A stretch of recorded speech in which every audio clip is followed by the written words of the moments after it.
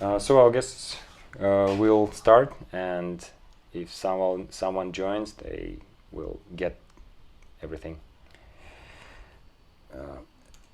Okay, I'll share my screen now. Okay.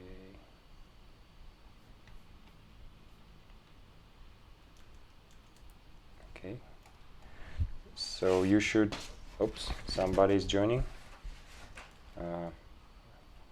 Mm, cannot see who is joining. Okay. Hey Samuel, thank you for joining. We are just starting. So everybody seeing my screen? The presentation? Thanks. Thank you. So, greetings humans. Let's start with the with why. With the state of technology that we have today, why does humanity still experience so many problems? The same. Sorry, I guess I need to manually let everyone in. Okay. Why does humanity still experience so many problems? The same hunger, inequality, climate change, you hear it all over and over again. I believe the very top reason of this is wrong distribution of power. Again, another person joining. Okay. So I believe the very top reason of problems in the world is wrong distribution of power. So let's break this problem down a bit and see where we can apply some changes. First, I believe there are no evil forces in the world. The worst case are the forces that just don't care. Probably the most power in this world is in the hands of entities that don't care. These are not only the rich, but also systems, corporations, and governments. Not sure about the rich, but corporations and governments in their current form just cannot care. They have their own consciousness and their own inhuman goal. We'll let those alone. We are not here to fight any systems. We are more here to abandon them. And we let alone the rich. Those are humans. They deserve, if they don't want to help humanity, they still deserve empathy no matter what they do. So let them be happy. Luckily, there are forces in this world that do care. Let's focus on them. What's the problem with good power? I believe it's lack of awareness. They are so hard to reach, even if there are a lot of people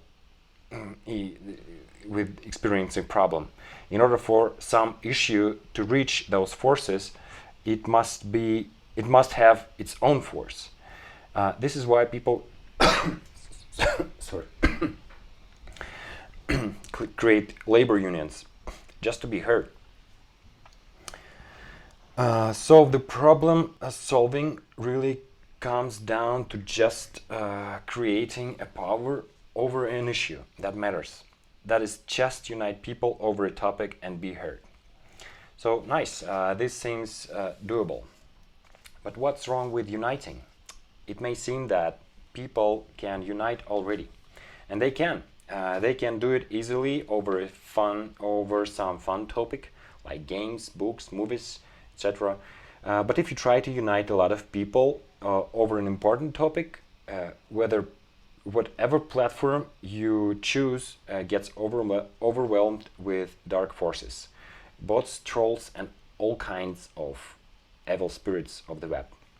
They will try to tear your community apart.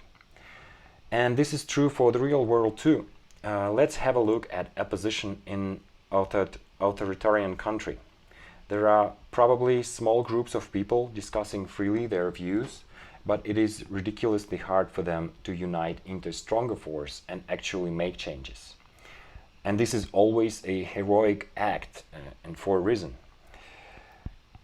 Because meaningful communities cannot scale, it's ridiculously hard to scale them. So this is a problem that we're gonna focus on. And blockchain tech gives us hope that it could be solved, so that people don't need to wait for revolutions and tackle smaller issues gradually, peacefully, and persistently. The blockchain gives us hope that we could unite so that good forces could coordinate effectively, or at least make important issues to be heard. So this is Upala mission, to unite people at scale.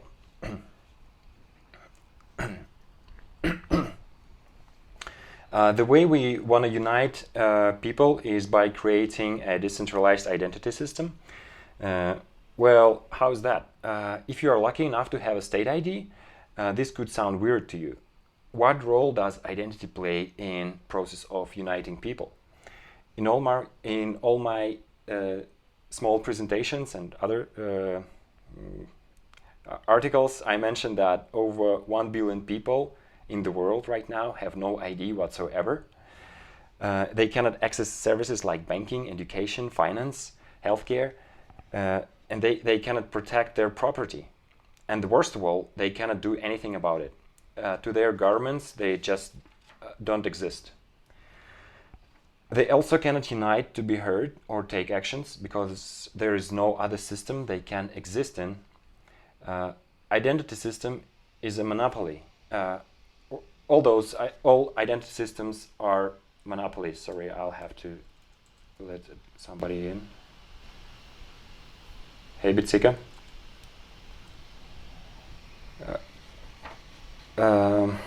So, yeah, identity systems is a monopoly, and identity systems are monopolies, which are as important for governments as monopolies on national currencies or use of force. So this is what decentralized identity systems can give to people, the fact of existence. And this is a lot. This is essential in uniting people at scale. So this is what we do in Upala. And Upala is a price of forgery digital identity. What we do, going down on the level of goals, what we do is we solve unique human problem, which is important for the issues I mentioned before, and important to provide a reliable way to tell humans apart from bots in cyberspace, be it blockchain or traditional web.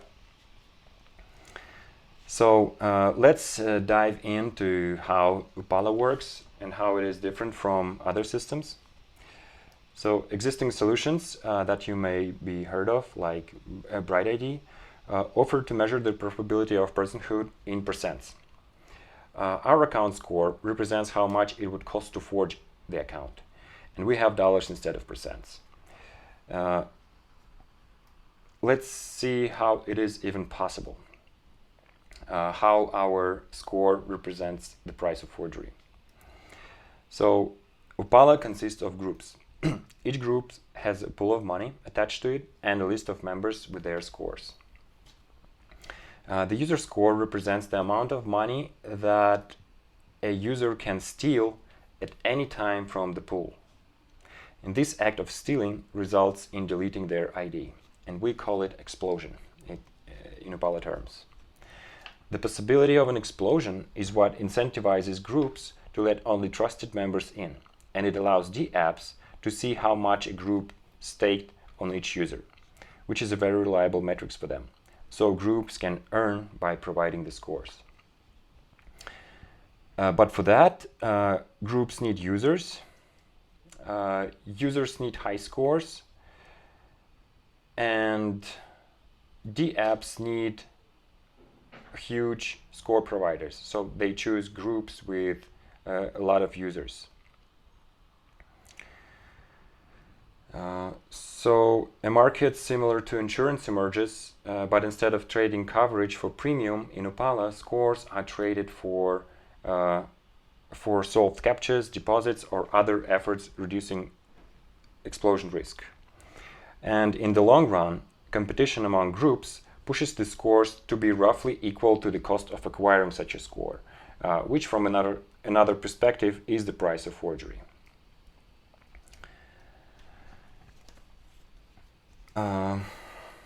So yeah, anyone can create an Upala group around any community or any verification method. You can see here an example of SMS-based verification, a Bright ID-based verification, maybe some old GitHub accounts or other identity systems. So Upala can just wrap around them and provide a group.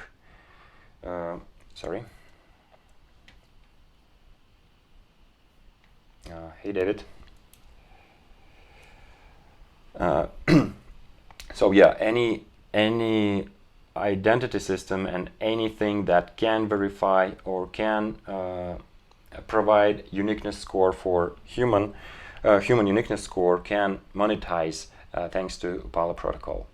So we can see a lot of groups which compete with each other for users by increasing their scores, but constrained by the probability of explosions. So they cannot raise a score too high, because if they raise too high, they will see too many explosions and their pools will be drained.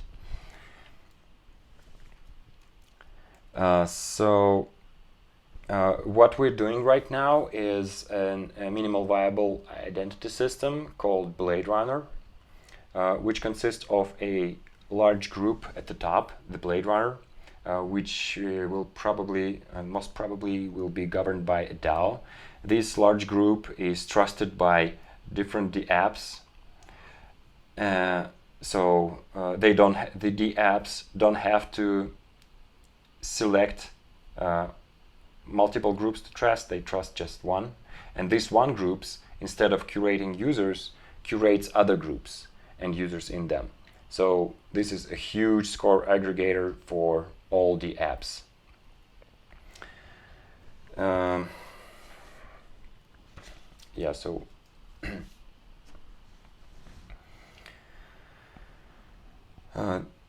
This is like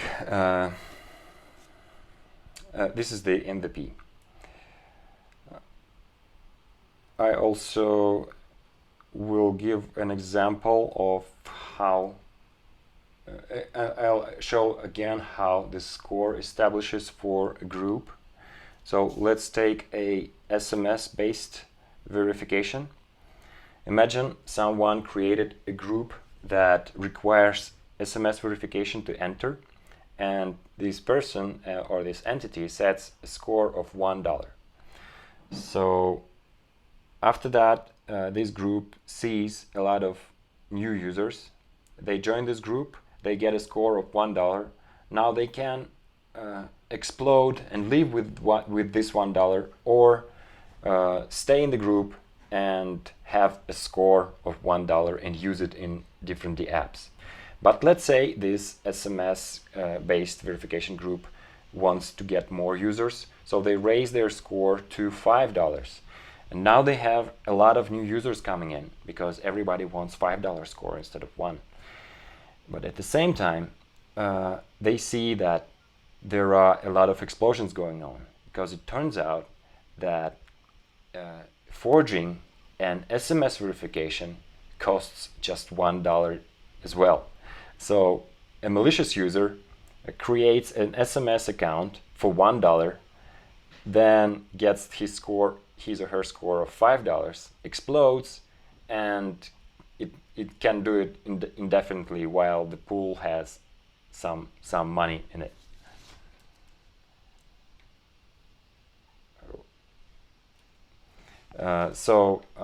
After that, pool have to decrease their score to the amount of $1, so that the malicious user cannot use this scheme, because it makes no sense to make a account for $1 and sell it for $1 again. And this is iteratively presume that this price is found iteratively, and this price is this like so group creators know the forgery price. So this is the forgery price, and this is how it works on example. There are many projects in the space for the identity. I mentioned a lot the Bright ID. There is IDENA and many others. The cool thing about Upala is that first, it doesn't compete with them, and second, it breaks competition between them, if there were any, because now any identity system benefits from other identity systems is if they are a part of Upala, because together we can create really high scores for users. So imagine one user is a member of different identity systems. So this user is very reliable, and some group decides that it is safe to give this user a score of $1,000 or even more. So in this sense, Upala could be even more reliable than state ID, because their price of forgery, Upala's price of forgery, is unlimited, unlike state ID, where it is limited by the cost of creating passports. You cannot raise the cost of creating passports indefinitely, because everybody needs a passport.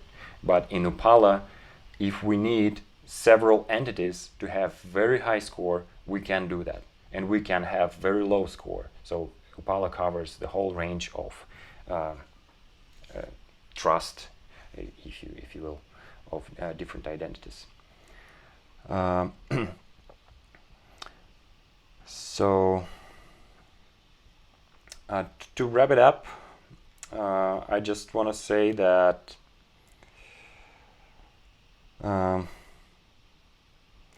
since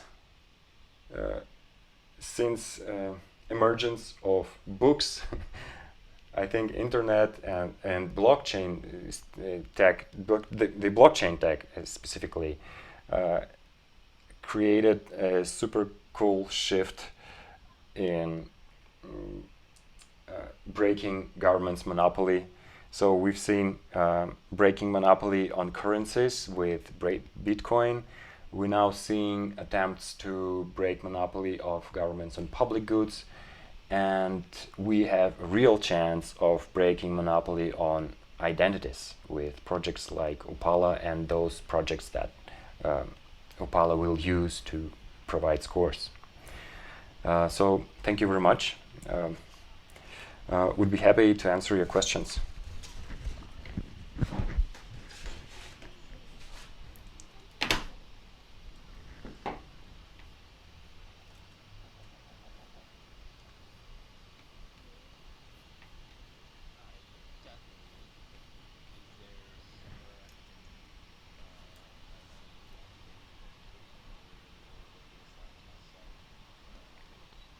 Sure. This time I'm recording it. Hopefully it will record fine. I'll I'll put the link to the video in the chat after the call. And also you can see the Upala dashboard, where a much shorter video to watch, so that you can learn how Upala works in just 4 minutes, and with better words than today. So I feel a bit embarrassed today, and it's very late. I stumble. Sure. Okay, Michael asks, can you explain the benefits of the apps we'll have by using Upala? Also, who invests money in the groups? So these are two great questions. Let's start with the apps using Upala.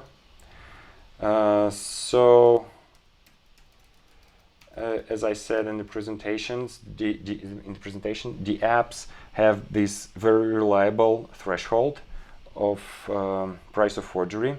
So let's say we have a universal basic income app. It streams $1 a month to anyone. First, let's do that. But of course it's impossible. They need some verification, and it would be practical for them to stream $1 a month to a person who has at least some score. So I guess for this amount of basic income, it should be no less than $10. So this app will look for users with scores above $10, and these users will get their streams. This is one example. Another example could be using a Upala score as a collateral to get a loan. So you go to the app that provides loans, and instead of putting some collateral, you put your identity on the stake. So if you don't return the loan, your identity will be exploded by the app. So this is like extreme case. Probably we will see something like that with portions of explosions, or anyway, this now there is a sum of money staked on a user. So this could be used in many ways. And the second, am I answering questions, by the way? I will wait for the, thanks, cool, awesome. Also, who invests money in these groups? Another great question. It could be anyone, basically, because groups provide an ability to earn. Anyone is incentivized to create a group around any verification method they see reliable. For example, I showed this example of SMS. In this case, the group owner funds the pool, and this same owner is earning from the fees that the apps pay to groups. Excuse me. But there could be different schemes like DAOs, investing groups. Probably we will see groups that will be invested by some funds, like or charities, or anything. Probably Ethereum ecosystem will invest some groups. Probably Gitcoin will will create their own group and invest their own money. So this is how I say it. Is this the answer, or any other questions? Cool, thanks. Great. So if anyone has any questions, please put that in the chat, or just ask them through mic.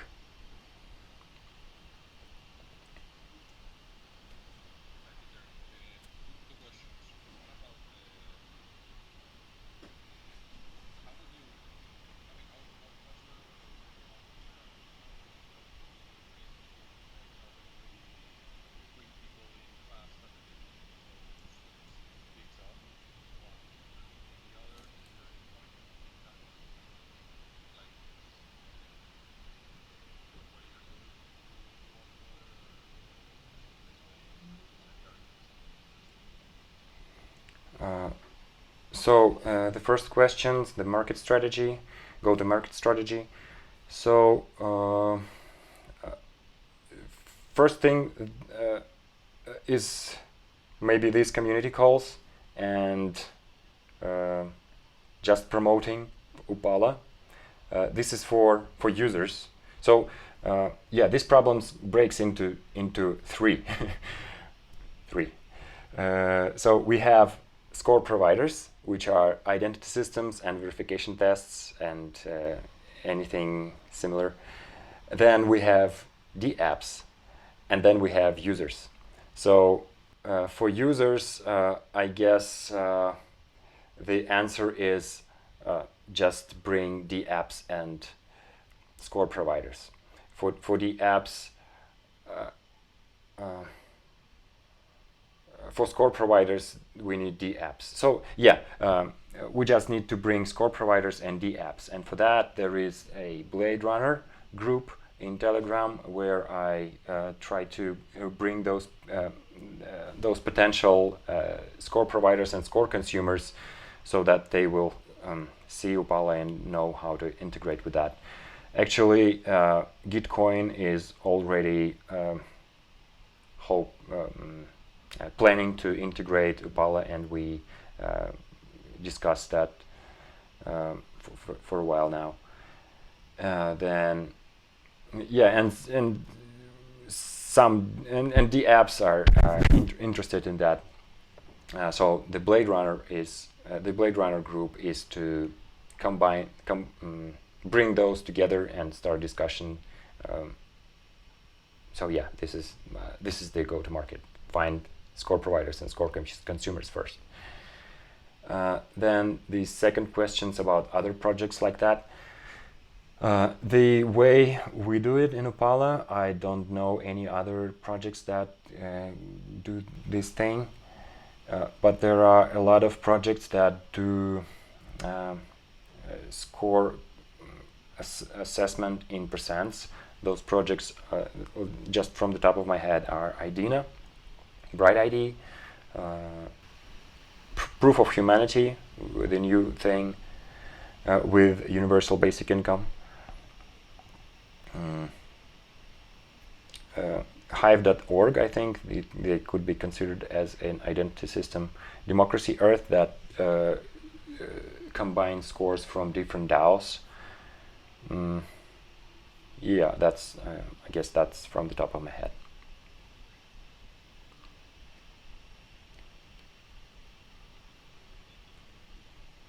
Awesome.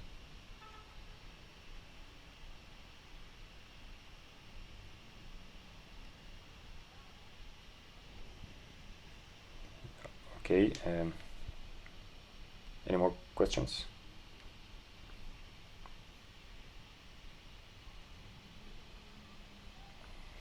I think I'm gonna repeat this call, like make it a tradition. There's soon gonna be a second call. This is the repeat of the first call, so soon we're gonna have a second call, but I guess I will repeat this one over time, just like a summary for those who enter first. So if you missed something, you can join again, I guess.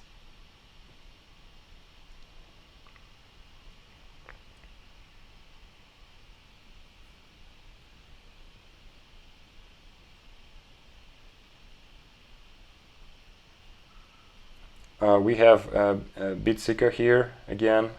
Hey, Bitsika. Yeah, you see, this is you joined for the second time. I don't know if you if you wanted to hear or if you wanted to speak up about the issue that you have. Probably you can. Do you want it?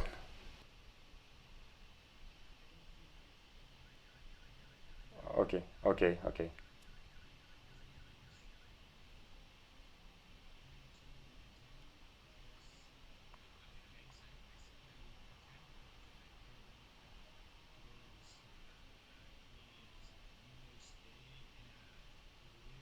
Oh wow! Happy New Year! Cool.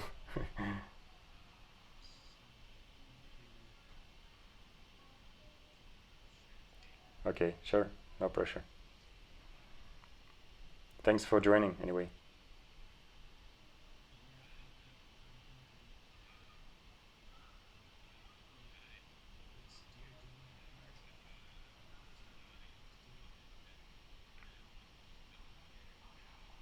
Sure. Yeah. So, oops, another. Hey Nicholas, we just finished the presentation and we are having questions. Yeah, sure. Yeah, as I said just now, I probably will repeat this first Upala community call again and again, just like a summary before ongoing Upala community calls. So you will have a chance to join again. Just if you don't want to miss it, follow Upala on Twitter and join our Telegram and Discord groups, whatever you prefer.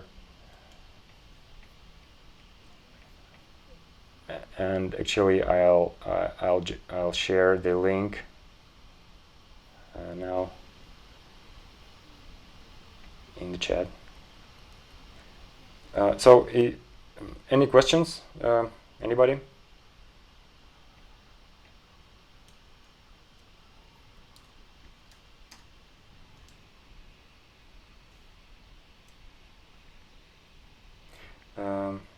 So I guess we'll wrap up then. I'm really glad to see you all here. Thank you for visiting. This is we can solve a really important problem together. The problem of identity is really important one, and it can give a lot of new possibilities on chain and off chain. Like this, there's a lot of things to do, and we can do it. So thank you very much. It is very important to see you here. Thank you.